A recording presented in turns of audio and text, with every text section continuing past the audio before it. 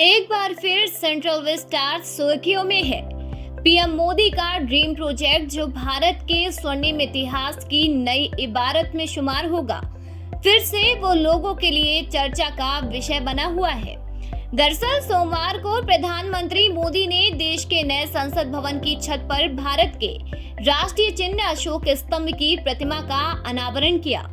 नए संसद भवन के अशोक स्तंभ को कांस्य से तैयार किया गया है। इसकी ऊंचाई 6.5 मीटर है। वहीं इसका वजन 9,500 किलो बताया जा रहा है। बता दें, निर्माणाधीन संसद भवन के ऊपर स्थापित किए गए अशोक स्तंभ का निर्माण औरंगाबाद के मूर्तिकार सुनील देवरे की नक्काशी पर तैयार किया गया है। सुनील देवरे जे स्कूल ऑफ आर्ट से स्वर्ण पदक विजेता हैं। इस अवसर पर पीएम के साथ लोकसभा अध्यक्ष ओम बिरला और शहरी विकास मंत्री हरदीप सिंह पुरी भी मौजूद थे। वैसे तो संसद भवन की इस नई इमारत में काफी कुछ खास होगा। कहा यह जा रहा है कि इसमें एक साथ 1,224 सदस्यों की बैठने की व्यवस्था होगी।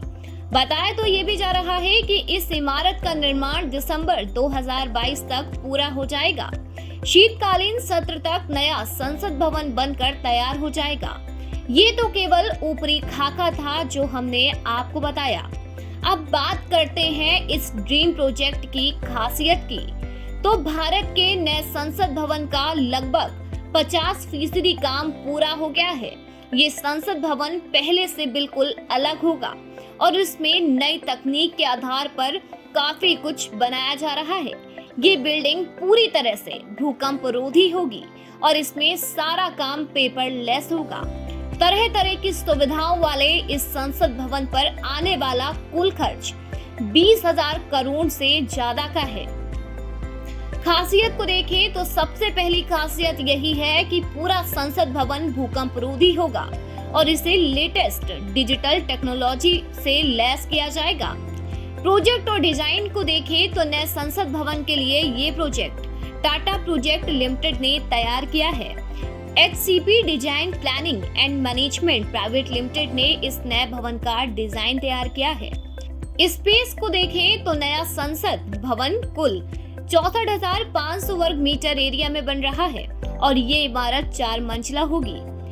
नए संसद भवन में जाने के 6 रास्ते होंगे, यानी इसमें एंट्रेंस के लिए अलग अलग तरीके से 6 रास्तों का निर्माण किया गया है। एक एंट्रेंस पीएम और प्रेसिडेंट के लिए होगा, एक लोकसभा के स्पीकर, एक राज्यसभा के चेयरपर्सन, सांसदों के प्रवेश के लिए एक एंट्रेंस और 2 पब्लिक एंट्रेंस होंगे।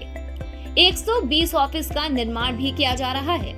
इस संसद भवन में कुल 120 ऑफिस होंगे, जिसमें committee room, ministry of parliament affairs के office, Lok Sabha secretariat, Rajya Sabha secretariat, PM office आदि होंगे। इसमें सेंट्रल हॉल नहीं होगा। लोकसभा चेंबर की बात करें तो ये 3,015 वर्ग मीटर एरिया में बना होगा। इसमें 543 सीट की जगह 888 सीट होंगी। ज्वाइंट सयान के दौरान लोकसभा चैम्बर में 1,224 सांसद एक साथ बैठ सकेंगे। राज्यसभा में ये कुल 3,220 वर्ग मीटर एरिया में तैयार होगा। इसमें 245 की जगह 384 सीटों की व्यवस्था होगी। संसद भवन की खास बात यह है कि ऑफिसों में पेपरलेस तरीके से काम किया जाएगा।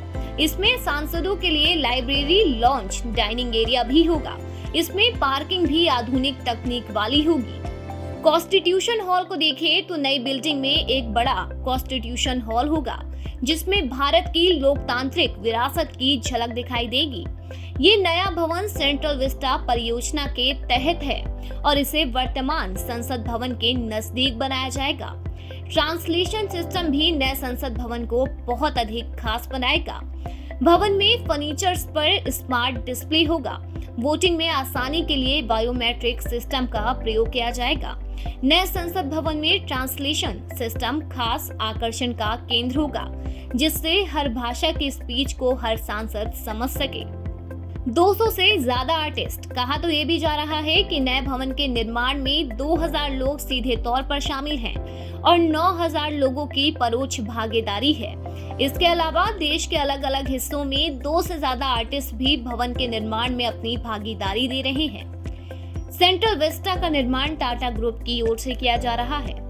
अब इस प्रोजेक्ट को शुरू किया गया था तो सेंट्रल विस्टा प्रोजेक्ट को 977 करोड़ रुपए में पूरा करने की स्वीकृति मिली थी। इस बजट की लागत में अब 29% की बढ़ोतरी की गई है। अब करीब 282 करोड़ रुपए प्रोजेक्ट लागत में बढ़ा दिया गया है। तो आपने देखा कि नया संसद भवन कितना ज्यादा खास है। नए संसद भवन में संसद का शीतकालीन सत्र नए संसद भवन में आयोजित होगा। हर भारतवासी को उम्मीद है कि नया संसद भवन आत्मनिर्भर भारत की नई पहचान होगा, जो देश ही नहीं दुनिया में भारत को एक नया आयाम देगा। अभी के लिए बस इतना ही। अगर आपको भी हमारी ये स्टोरी पसंद आई हो तो वीडियो को लाइक करें, चैनल को सब्सक्राइब करें और बेल आइकन दबाना ना भूलें।